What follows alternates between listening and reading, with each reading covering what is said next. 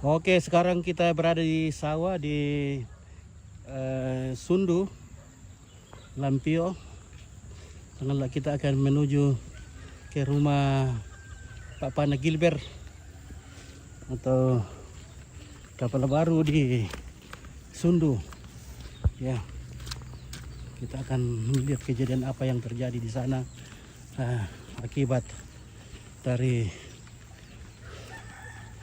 hujan dan badai angin yang menerpa Sanggala di sore hari ini, tepatnya pada tanggal 2 November 2025.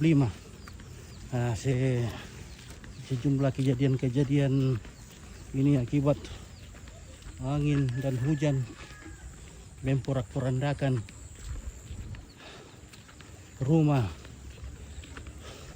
utamanya lumbung padi.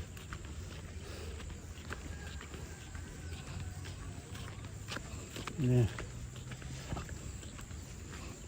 di sana juga ada pohon besar yang tumbang di sana.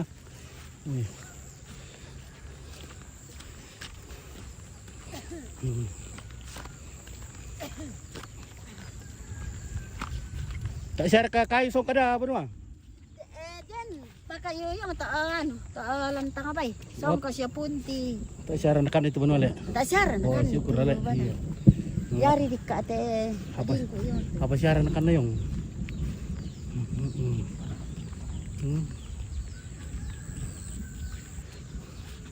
Apa mika yang hilang le?